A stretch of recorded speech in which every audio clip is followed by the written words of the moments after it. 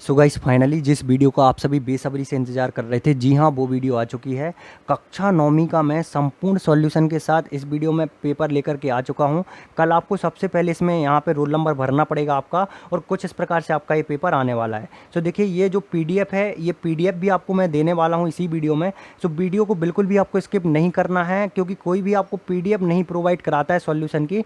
लेकिन आप सभी की डिमांड रहती है कि सर आप सॉल्यूशन की पीडीएफ दे दिया करें, तो फाइनली मैं आपको सॉल्यूशन की पीडीएफ भी प्रोवाइड कराऊंगा और संपूर्ण पेपर आपको दिखाने वाला हूं। सो कल यही एग्जैक्ट पेपर आपके लिए देखने के लिए मिलने वाला है। सो इसी बात पर एक लाइक कर दीजिए और इस वीडियो को ज़्यादा से ज़्यादा कक्षा नौवीं के विद्यार्थियों तक शेयर कर दीजिए। सो यहाँ पे देखिए, कुछ इस प्रकार से आपका ये पेपर आने वाला है। सबसे पहले आप देख लीजिए, 23 प्रश्न आपके रहेंगे और आपके लिए यहाँ पे समय 3 घंटे का मिलेगा। और यहाँ पे देखिए, यहाँ पे कुल प्रश्नों की संख्या जो रहेगी, पृष्ठों की संख्या वो 8 रहने वाली है और 75 अंक आपका ये पेपर आने वाला है। सो सबसे पहले यहाँ पे हम देखेंगे पूरा पेपर। यहाँ पे देखिए, पहला क्वेश्चन जो दिया गया है, शून्य बहुपद की घात होगी। तो देखिए, इसको परिभाषित नहीं किया जा सकता, इसलिए ऑप्शन का एकदम करेक्ट हो जाएगा। रैखिक बहुपद है, तो रैखिक बहुपद जो होगा आपका ऑप्शन का करेक्ट हो जाएगा, इसका 3x धन 5। इसके बाद आपका शून्य बहुपद का शून्यक है, तो शून्य बहुपद का जो शून्यक होगा वो यहाँ पे 1 हो जाएगा, तो यहाँ पे आपको ऑप्शन का लगा लेना है। फिर इसके बाद देखिए, यहाँ पे नेक्स्ट आपका जो दिया गया है क्वेश्चन, उसको हम देखेंगे। तो देखिए, क्वेश्चन नंबर 4 जो दिया गया है, यहाँ पे इसका आंसर हम देख लेते हैं। कुछ इस प्रकार से आपको करना होगा, वह बिंदु जहां पर दोनों निर्देशांक अक्ष पर मिलते हैं, तो इसका सही आंसर आपका मूल बिंदु हो जाएगा। ऑप्शन का आपको लगा लेना है। फिर इसके बाद आपका ऋण के 1/5 और ऋण के 2/5 के बीच की परिमेय संख्या आपको बतानी है, तो ऋण के 3/10 एक परिमेय संख्या ये हो जाएगी, तो ऑप्शन का आपको लगा लेना है। फिर इसके बाद आपका परिमेय संख्या का दशमलव निरूपण होता है, तो देखिए या तो वो शांत रहता है या फिर आवर्ती रहता है, तो ऑप्शन का एकदम करेक्ट हो जाएगा। इसके बाद देखेंगे हम यहाँ पे रिक्त स्थान, तो रिक्त स्थान की हमें पूर्ति करनी है, तो चलिए यहाँ पे देख लेते हैं। सबसे पहला रिक्त स्थान जो दिया गया है, रेखीय बहुपद की चर की अधिकतम घात कितनी होती है, तो रेखीय बहुपद की चर की अधिकतम घात हमेशा 1 होती है, तो इसमें 1 आपको लगा लेना है। फिर इसके बाद है सबसे छोटी पूर्ण संख्या, तो सबसे छोटी पूर्ण संख्या है जो शून्य रहेगी, तो शून्य आपको लगा लेना है। इसके बाद है मूल बिंदु के निर्देशांक, तो मूल बिंदु के निर्देशांक हैं जो 0 0 होंगे। इसके बाद है आपका बहुपद x धन 2 का शून्यक क्या होगा, तो ऋण 2 हो जाएगा, तो यहाँ पे आपको ऋण 2 लगा लेना है। इसके बाद है ऋण, यहाँ पे कर्णी 6 जो दिया गया है, ये कौन सी संख्या ये पूछा गया खाली स्थान में, तो कर्णी 6 हमेशा p/q के रूप में नहीं लिखी जा सकती, इसलिए अपरिमेय संख्या रहेगी। इसके बाद यहाँ पे बहुपद में चर की अधिकतम घात कितनी होगी, तो बहुपद में चर की जो अधिकतम घात है वो यहाँ पे पूर्ण संख्या होगी, तो यहाँ पे आपको पूर्ण संख्या भर देना है। इसके बाद आपका प्रश्न क्रमांक 3 रहने वाला है, देख लीजिए आप कुछ इस प्रकार से। तो प्रश्न क्रमांक 3 जो रहेगा आपका, एक वाक्य एक शब्द में उत्तर आपको देने पड़ेंगे। सो यहाँ पे प्रश्न क्रमांक 3 का आंसर हम देख लेते हैं। पहला जो दिया गया है, ऐसा बहुपद हमें बताना है जिसमें केवल एक पद हो, तो यहाँ पे हम प्रश्न क्रमांक 3 का आंसर देख लेते हैं। रैखिक बहुपद होता है जो कि जिसमें कि हमेशा एक पद होता है।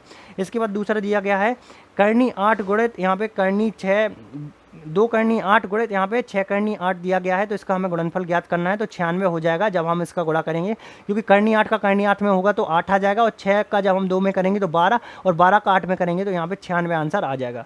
इसके बाद देखिए, एक घात वाले बहुपद को क्या कहते हैं, तो रैखिक कहते हैं। इसके बाद यहाँ पे आपको इनका स्क्रीनशॉट ले लेना है। कुछ इस प्रकार से चौथा, पाँचवां, छठवें का आंसर दिया गया है, तो ये चौथा, पाँचवां, छठवां आपको पढ़ लेना है, और इनके आंसर्स मैंने यहाँ पे दे दिए हैं। चलिए फिर यहाँ पे हम देख लेते हैं यहाँ पे सही जोड़ियाँ किस प्रकार से आपकी आने वाली हैं। तो देखिए, यहाँ पे सही जोड़ियों का आपके लिए मिलान कर दिया है, इसका स्क्रीनशॉट आपको कर लेना है। कुछ इस प्रकार से आपकी सही जोड़ी आएंगी। फिर इसके बाद आपके आएंगे सत्य सत्य, तो देखिएगा यहाँ पे सत्य सत्य कुछ इस प्रकार से आपको करने पड़ेंगे। यहाँ पे मैं दिखा देता हूँ, ये सही जोड़ियों का मिलान किया गया है, तो इस सही जोड़ियों का आपको स्क्रीनशॉट ले लेना है, ये मिलान करके आपको दिखाया जा रहा है। फिर यहाँ पे सत्य सत्य, तो कुछ इस प्रकार से पहला सत्य रहेगा, दूसरा आपका असत्य हो जाएगा, तीसरा आपका सत्य रहेगा, चौथा और पाँचवा असत्य, और पाँचवा जो छठवां रहेगा वो सत्य हो जाएगा। तो कुछ इस प्रकार से आपको ये सत्य सत्य का स्क्रीनशॉट लेना है, और आंसर मैंने दिखा दिया है। फिर इसके बाद है क्वेश्चन नंबर 6वां, खाली बॉक्स में आपको संख्या भरनी है, तो ये गुणा करके आपको लिखना है। 6वें का अथवा भी आप देख लीजिए। फिर रहेगा आपका क्वेश्चन नंबर 7वां, तो दिए गए सवाल को हमें सॉल्व करना है, तो ये सवाल दिया गया है। अभी मैं सभी सॉल्यूशन आपको दिखाने वाला हूँ, कैसे आप सॉल्यूशन की पीडीएफ को डाउनलोड कर पाएंगे। यहाँ पे देखिए, आप कुछ इस प्रकार से आपका क्वेश्चन नंबर 8वां रहेगा, तो क्वेश्चन नंबर 8वां का भी आपको स्क्रीनशॉट कर लेना है। 6 अंकित भाग को आपको भरना है, और यहाँ पे भिन्न दी गई है। फिर इसके बाद देखिए, नेक्स्ट आपका क्वेश्चन नंबर 9वां रहेगा, ऋतु वाला, तो ये क्वेश्चन नंबर 9वें का भी आपको स्क्रीनशॉट ले लेना है। क्वेश्चन नंबर 10वां है, खाली बॉक्स में एक उचित संख्या भरनी है, तो यहाँ पे एक उचित संख्या हमें भरनी पड़ेगी। अथवा दिया गया है, लंबाई चौड़ाई दी गई है और यहाँ पे हमें परिमाप ज्ञात करना है। फिर इसके बाद है क्वेश्चन नंबर 11वां, तो 11वां भी स्क्रीनशॉट आपको कर लेना है, 2 अंक का ये भी आपका रहने वाला है क्वेश्चन नंबर 11वां। इसके बाद नेक्स्ट आपका क्वेश्चन नंबर यहाँ पे 12वां रहेगा। तो एक यहाँ पे 6 अंकित भाग दिया गया है, तो इसका 1/2 भाग को हमें छायांकित करना है। 12वां का अथवा देख लीजिए, ये भी आपका 2 अंक का आपका रहने वाला है। इसके बाद क्वेश्चन नंबर 13वां देख लीजिए, कुछ इस प्रकार से आएगा, अथवा देख लीजिए। नेक्स्ट आपका 14वें का अथवा। इसके बाद है आपका 15वां, तो 15वें का भी अथवा। इसके बाद है आपका क्वेश्चन नंबर 16वें का अथवा और 17वां दिया गया है और 17वें का अथवा। सो गाइस, इसके बाद मैं आपको आगे का जो पेपर है वो आपको नेक्स्ट वीडियो में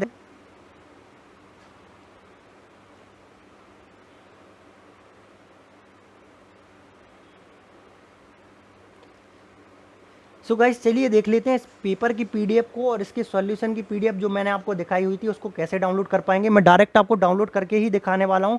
तो डायरेक्टली हमें सबसे पहले गूगल पे लिखना होगा स्टडी नोट्स पेज, सबसे ऊपर एक रिजल्ट मिलेगा, इस पर हमें करना है क्लिक। ये रिजल्ट आने के बाद आपको नीचे आना है, सबसे ऊपर आपको दिखेगा एमपी बोर्ड, इस पर आपको कर देना है क्लिक। एमपी बोर्ड पर जैसे ही क्लिक करेंगे सबसे नीचे आप देख लीजिए यहाँ पे कक्षा 9 भी दिया गया है और यहाँ पे मैथ का पेपर जो है अपलोड कर दिया गया है।